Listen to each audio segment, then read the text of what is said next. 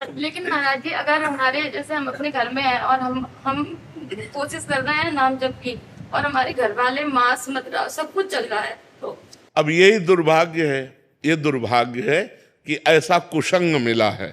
मतलब अब इसको हम क्या कह सकते हैं कि एक व्यक्ति है जो भगवान के नाम का जप करना चाहता है, भगवान, लेकिन फिर भी भक्ति हो सकती है, क्योंकि जब लंका में भक्ति हो सकती है तो भक्ति हो सकती है, नहीं हो सकती? भगवान भगवान विभीषण जी से कह रहे हैं, जिम दसनन मो जीभ बिचारी, जैसे 32 दांतों के बीच में बड़ी कोमल जीभ रहकर अपना काम चला लेती है, नहीं चला रही, ऐसे ही लंका में पूरा लंका निश्चर निकर निवासा, यहां कहां सज्जन करवासा, लेकिन वहां भी विभीषण जी ने भक्ति की, ऐसी भक्ति की कि भगवान ने कहा तुम सरीखे संत प्रेम रे। और वहां तो हमें लगता है केवल विभीषण जी ऐसे होंगे जो मांस न खाते होंगे, नहीं तो सब मांस खाने वाले थे। मदिरा और मांस का तो वहां मतलब आहार ही था। कुंभकर्ण के लिए पूरा एरिया जमा किया जाता था, जब जगता था तो एरिया के भैंसे खा जाता था, जैसे अपने पकौड़ा खाते हैं ना, ऐसे वो भैंसे खाता था, भैंसे है, बकरी है, सब। मतलब तभी भगवान ब्रह्मा जी ने उसे 6 महीने सोने का, कि एक दिन जगे 6 महीने सोए, नहीं तो पूरी सृष्टि का आहार कर जाएगा। ऐसे लोगों के बीच में रहकर उसने भजन किया। तो आप घबराइए मत, वो जो जैसा करेगा वैसा फल पाएगा। आप अंदर ही अंदर राधा जपिए, अंदर अंदर इसलिए करें कि बाहर कंठी बांधोगे, तिलक बांधोगे तो मांस मदिरा पीने वाले लोग वो आपका हो सकता है विरोध करें। तो हमें लगता है भक्ति विरोध नहीं। अगर कोई कह रहा कंठी ना बांधो तो ये ले उतार के रख दिए, भक्ति अंदर का विषय है। बिल्कुल संसारी बन के रहो और अंदर राधा राधा जपो, तुम्हें भगवान की प्राप्ति होगी। भजन से भगवान की प्राप्ति होती है, ना कि बाबा जी बनने से भगवान की प्राप्ति होती है, ना कहीं भागने से भगवान की प्राप्ति होती है।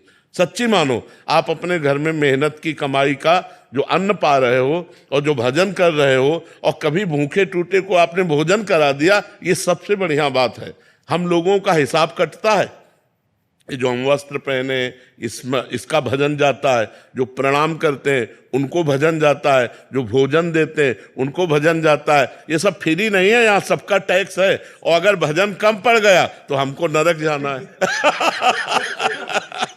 हरे हरे शिष्य धन शोक न हरई, सो गुरु गोर नरक मा परई। अच्छा, आप इस भागवतिक टैक्स से बचे, मेहनत की कमाई से कपड़े पहनते हैं, मेहनत की कमाई खाते हैं, और अपनी मेहनत की कमाई दूसरों को भी दे देते हैं। गौ सेवा, संत सेवा, आए हुए अतिथि की, भिक्षुक की सेवा। तो गृहस्थी धर्म बहुत बड़ा है। हम लोग गृहस्थी धर्म में ही पैदा हुए और गृहस्थी धर्म से ही हमारा पोषण होता है।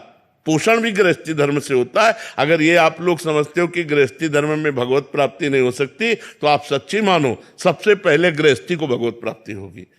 पर धर्म से चले। अब पराई बहनी बिटिया से गंदी बातें करो, शराब पियो, मांस खाओ तो नरक जाओगे। चाहे और अगर अच्छे आचरण करोगे, 4 रोटी अपने से बचा करके गौ सेवा, संत सेवा में दे दी, तो वही तुम्हें भगवत प्राप्ति कराएगा। खूब नाम जप करो, कोई परेशानी नहीं। कहाँ भाग के जाओगे? आज हमें एकांत बता दो, कहाँ एकांत है? कहीं एकांत नहीं बचा। हिमालय में भी चले जाओ तो वहां भी लोग आजकल जो है जहां भी एकांत समझते हो वही शूटिंग शुरू है। हाँ, कि नाम पर जब करते हैं 10 मिनट एकांत में बैठ के, तो उसी टाइम पे पत्नी कुछ काम बता देती है, बच्चा कोई बात नहीं, तो उठ के खड़े हो गए और काम करने लगे, राधा राधा अपना काम करने के लिए चल दिए। राधा भगवान को एकांत में बैठकर भजन करने से नहीं मिलते, काम करते हुए भजन करना सबसे श्रेष्ठ बात है। झाड़ू लगा रहे, फावड़ा चला रहे, व्यापार कर रहे हैं, पानी ला रहे, कुछ भी काम कर, राधा राधा राधा राधा क्या जाता है? माले चलाने से भगवान प्राप्त होते हैं, भगवान सुमिरन करने से प्राप्त होते हैं। हम सुमिरन करें भगवान का, माला के बिना सुमिरन करें। गिन लो भगवान, तुम गिन लो, वो तो सब जान ही रहे हैं।